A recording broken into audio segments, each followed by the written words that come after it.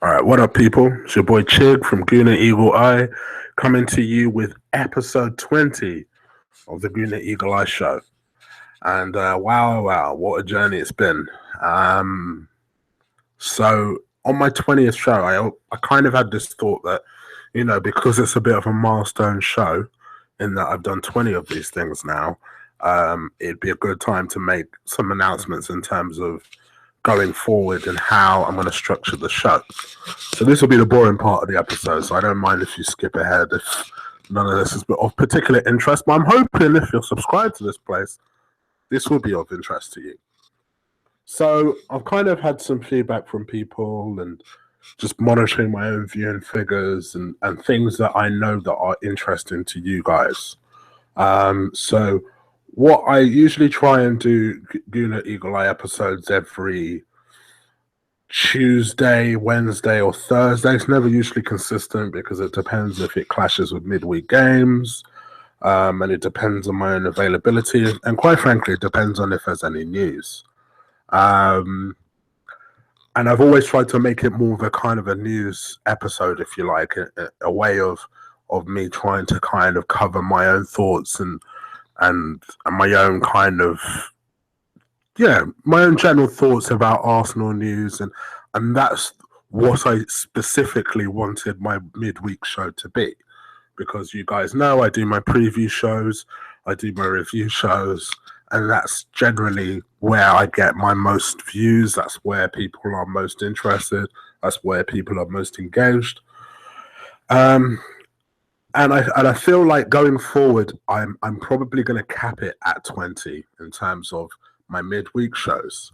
So my Gooner Eagle Eye episodes are really going to consist of primarily my previews and reviews.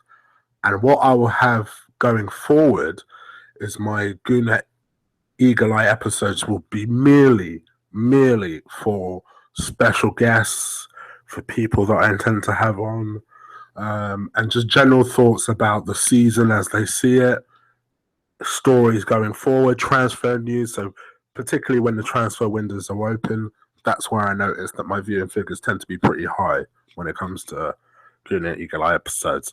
So I think going forward, you're not going to see necessarily episode 21 or 22.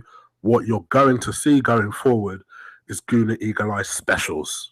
So if I have a Gooner Eagle Eye specials because I have a guest on, or I want to do a particular preview, whether that's with Robbie Richmond, whether that's with Stel, whether that's with an assortment of other guests that I've yet to have on, and even people that I previously had on. So I've even had people say to me that they want to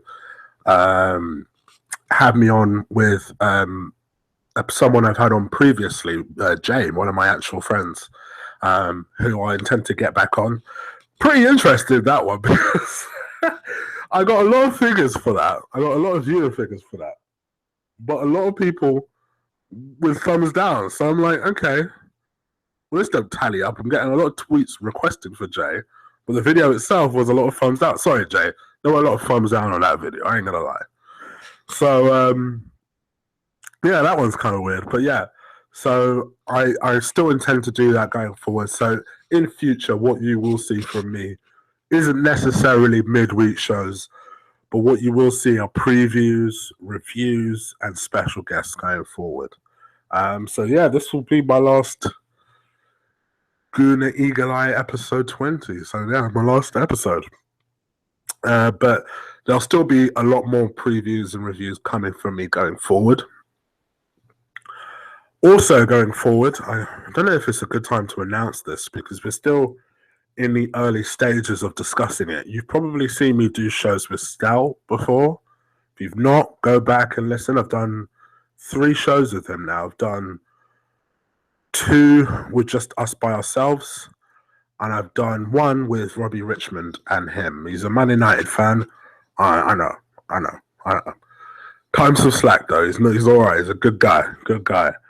And you guys would have known that I've been speaking a lot about his podcast and his Shoot the Defense podcast. In fact, he runs a couple of podcasts. He has one with The Bloke Show, which is always a good listen to.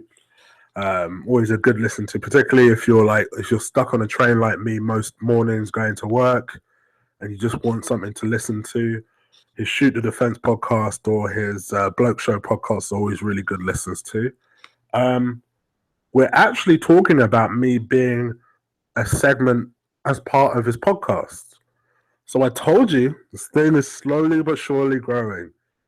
And it's an honor, to be honest, that he asked me to do such a thing. So I really appreciate it. We're still trying to work out the kind of nitty gritty and the little bits and bobs that need to be kind of figured out in terms of when I do it, how I do it. I'm also in the midst of trying to buy new equipment, so things like a new camera. I want to buy a professional mic, one that kind of Colin has, so I want to buy that type of microphone. So those type of things will probably take some time. I'm figuring sometime in the new year I will have that stuff. I'm hoping I'll have that stuff. But yeah, things are going to be moving for me from now on. So in terms of going forward, there are going to be a lot of major changes. I'm still speaking to a number of people coming on the show. Names you probably heard me mention, probably thought, yeah, I'm gassing. I'm still trying to get, I'll tell you what, so people have been asking me, so when are you going to get Mems on your show? Mems is one of the hardest working people ever. And in the sense that he doesn't have a lot of free time. So if you notice, so some of the shows that I'm guessing you guys also listen to, so things like the Gooner Talk, things like Arsenal Fan TV, Gooner Ramble, things like that, Bergkamp Wonderland, he doesn't necessarily make a lot of appearances on those things. In fact, his own segment on Arsenal Fan TV, sometimes, some weeks, he's not able to do it because he's just that busy. He works a lot, has a family. So I don't particularly want to kind of hassle him into appearing on the show. But he is someone I am trying to nail down and make sure that I get him on the show so he can make an appearance. And I'm hoping that he'll be able to do so soon because it would be really good to get a real good intake, particularly around Christmas. That's what I'm hoping. Fingers crossed. I'm hoping around Christmas he'll have time to be able to appear on the show and just give me some thoughts about Arsenal and how he sees it. Because even when he hosts the AFTV Extra, you don't often get to hear that much opinions from him. And I know he's a real opinionated guy. He's also someone who isn't necessarily Wenger's biggest supporter, but does give him the benefit of the doubt. So he's kind of like me in that respect. So it'd be really interesting to kind of get him on and see what he thinks. So yeah, at some point I will try and reach out to him and get him on the show. Be a real honor to have him on.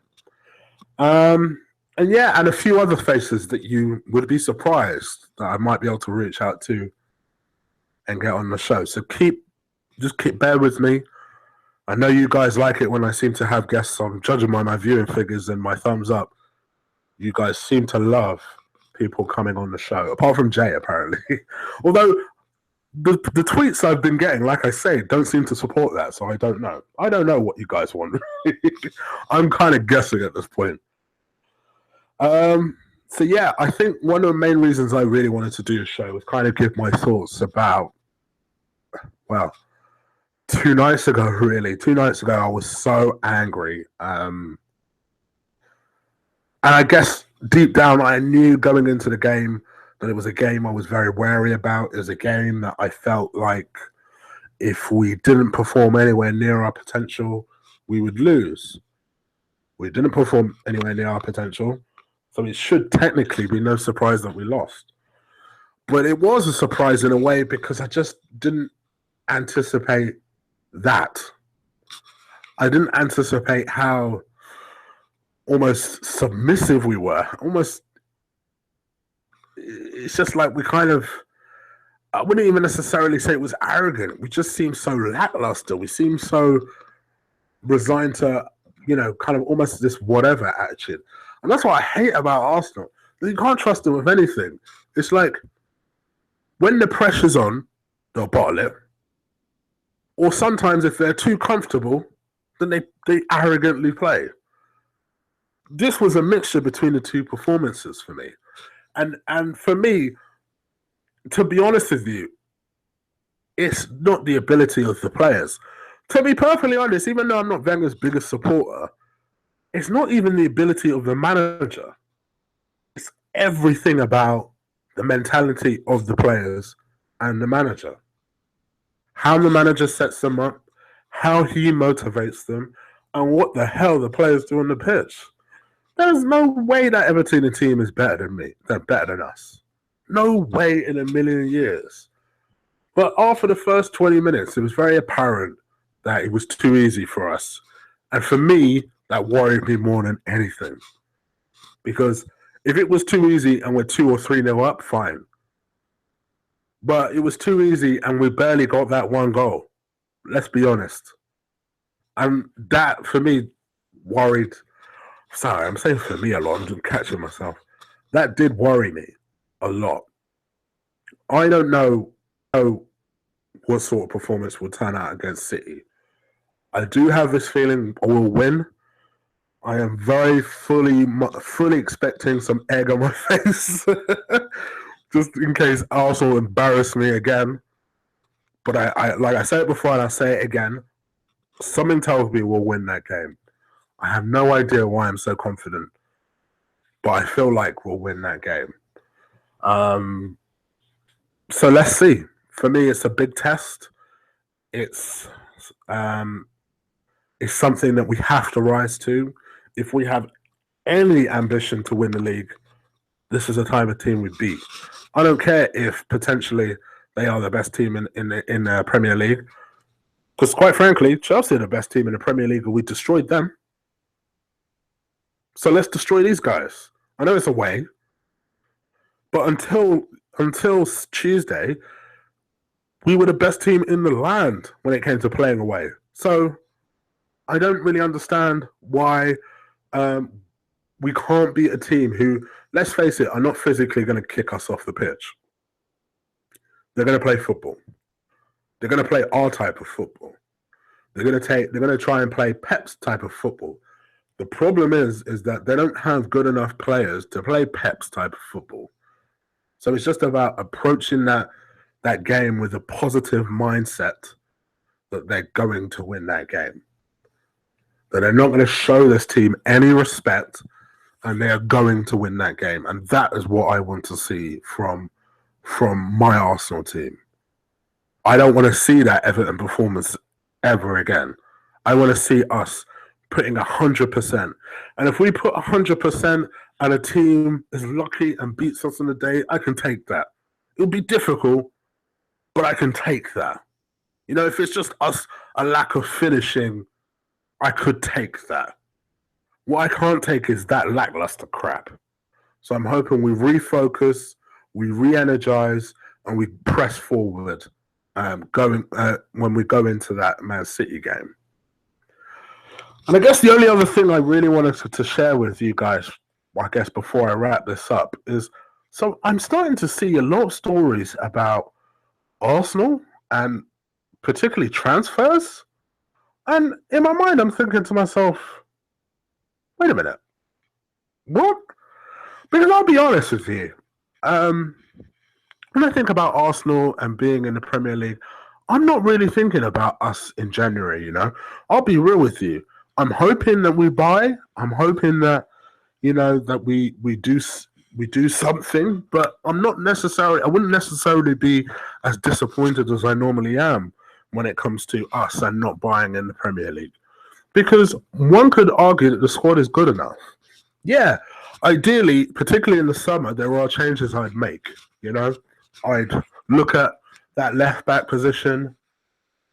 I'd potentially look at maybe somewhere in the centre, maybe somewhere on the left. It looks like we're going to re-sign Drury. Otherwise, I would have said we still need that world-class striker. I still think we need that world-class striker. But if he's going to re-sign Drury, forget about that. He's not going to buy no striker. So, I don't know. Part of me thinks to myself, is it a bit foolhardy that we're being linked with so many players? Anyway, so I kind of read the story that we're being linked with people like Aubameyang. We're being linked with a young, promising goalkeeper. I'm pretty sure over the last 18 months, we bought 3 young, promising goalkeepers, and we're still looking for another one. So, I mean, having said that, I do like the forward planning because it is important for us to plan past check. It is important for us to do that. So, for me, I guess if I had to, if there was one position I potentially look at, I'd probably look at a Santi replacement. It doesn't, for whatever reason, look like Arsenal are that keen on giving Santi a new contract, even though they should. So if that's the case, yeah, I know people are going to say Jack, but let's face it, yes, Jack has a lot to prove, one of which being that he can survive a season without being injured. And he's not done that yet. He's playing well for Bournemouth, I grant you, but he's not done that yet. Don't think Ramsey's up to it. I think I say 90% of Arsenal fans can agree to that. So, for me, I'd probably look at potentially someone that could play that kind of deep line central midfield role, maybe alongside a Xhaka, alongside a Coquelin. Someone that can give Xhaka some competition. You know, just in case things aren't going well, we need that bit of creative spark. There is someone there who could potentially challenge a Xhaka, challenge a Santi. Dare I say it? Challenge an Ozil. No, that one's for Lee Gunner. My gosh. If you don't follow Lee Gunner on Twitter, go and follow him, Lee Gunner 82. He has the funniest tweets when it comes to Ozil. He pinned one to his... No, I don't think he even pinned it, but he put one up 2 days ago, and he showed this horrendous passage of play that involved Ozil that I never noticed before in the lead up to Coleman's goal, where the man ducks. First of all, he's not marking anyone, and he ducks out of the way of Coleman heading the ball. It did not look good. I'm not going to lie to you. It did not look good. And a lot of people give him heat because, you know, people say, how could he bash one of our best players in the league?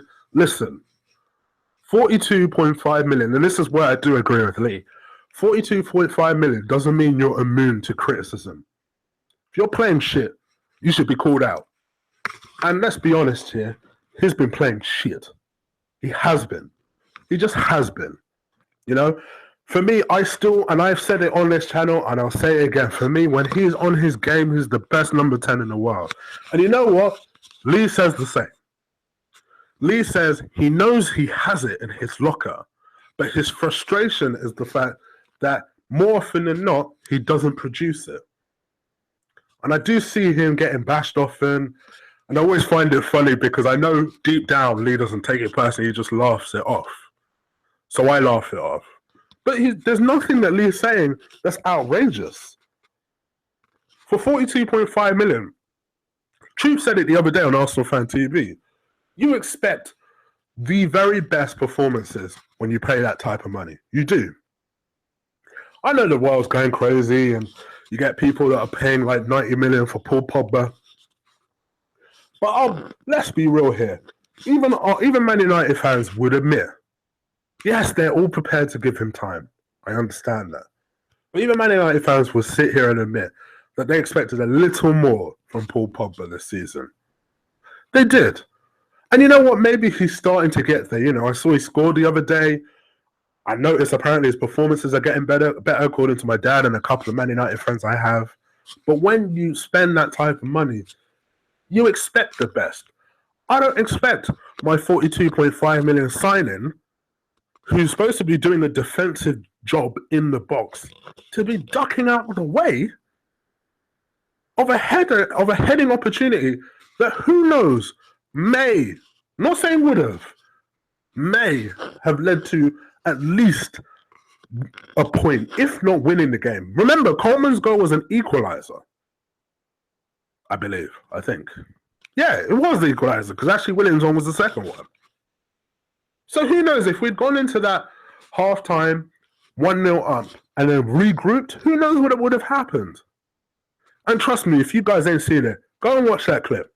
That clip does not show Ozil in a good light. So when you think about things like that, maybe we do need signings. Maybe we do need it. But I guess this is probably the one time people will always say a world-class striker.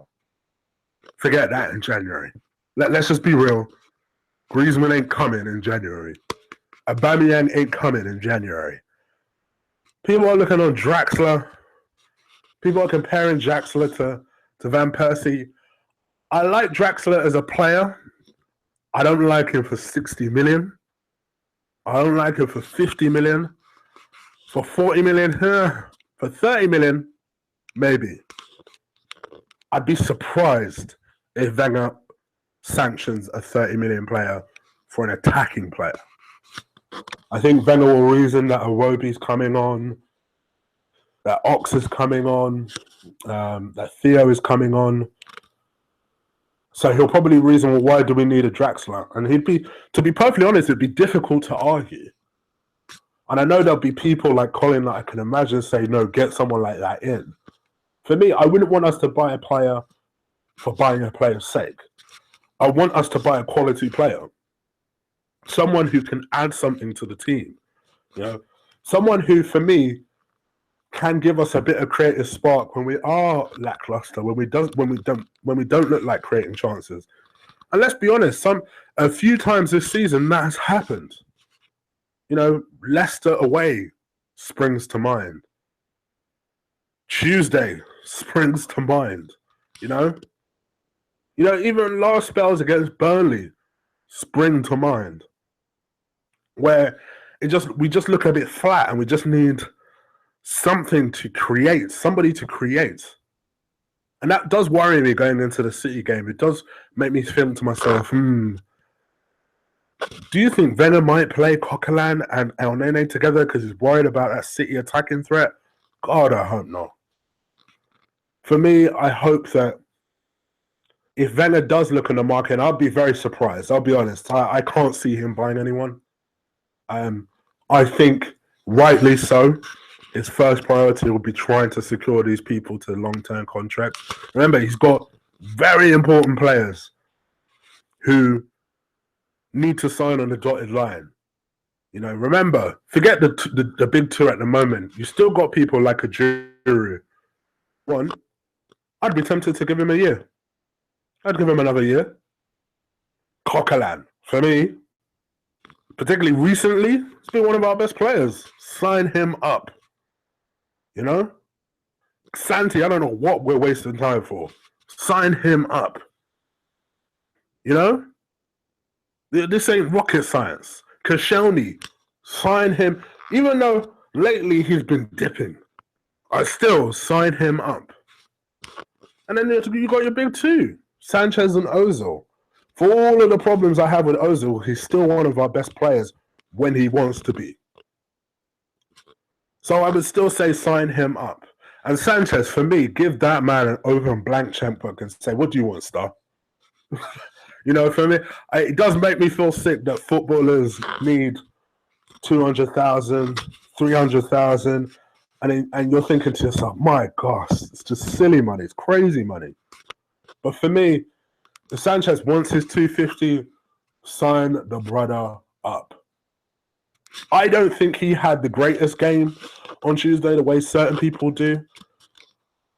But give that man an open checkbook as far as I'm concerned. I think the season he's had and the way he's had to adapt to, let's be honest, a new position, I would say, for me, our efforts, forget incomings in January. Make sure there are no departures in the future. Secure our future, not by buying younger players, but by securing the top quality we already have. All right, guys, enough of my rabbiting. That's me over and out. If you're listening to me for the first time, do subscribe. Also, if you're on Twitter, do follow me at Colossal Chig. All right, guys, I'm out of here. Peace.